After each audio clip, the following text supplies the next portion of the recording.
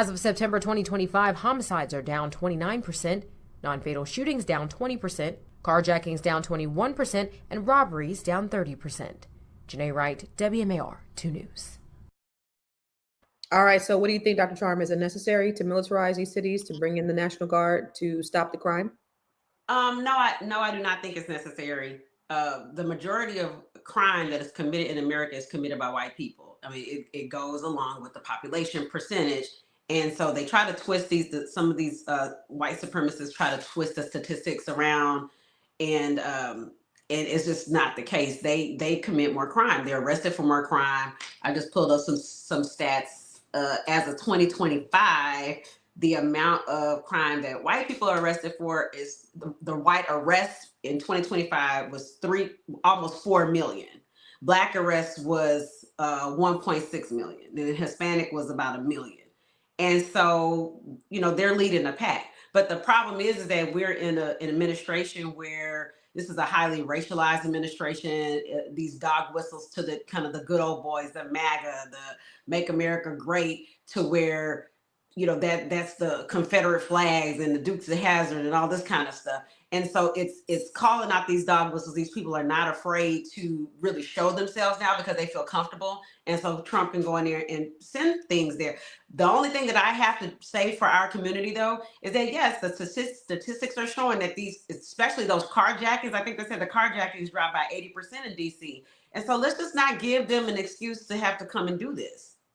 Okay, so you talked about the numbers. You talked about 2 million of the crimes are committed by white people. What do you say that the where they say we're only 13% of the population, but we commit most of the crimes? What do you say to that? That's not true, and it's actually 4 million white arrests. But the problem is that what happens is we have a disproportionate amount of convictions, and that it harkens to the systemic white supremacy where the system, they say, oh, it's a broken system. No, this system is working exactly how it was supposed to work. The police were initially slave catchers. And so again, when we had freedom from slavery, it was involuntary servitude, except in the case of conviction for crime. So that was that 13th Amendment. So yeah, slavery was outlawed, but if you committed a crime, you can legally be a slave, which is why these people are in jail making license plates for 20 cents an hour.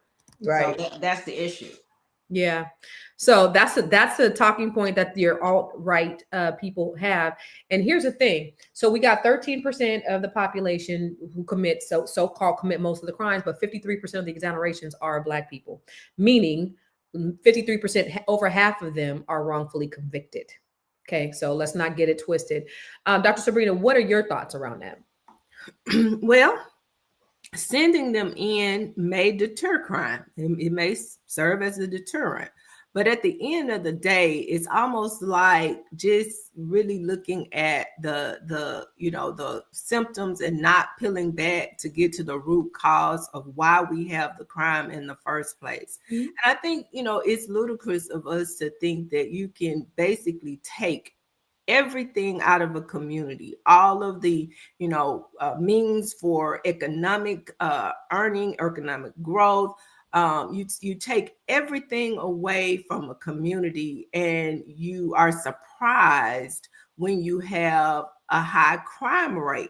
That shouldn't be surprising. I mean, there's nowhere for kids to play. They don't have parks. And here in Mississippi, I've seen situations where, our kids like to play basketball. Okay, but you go to the park and they take down all the basketball goals. But yet we can build pickleball goals. That's the big thing here. Y'all play pickleball? I don't, but whatever.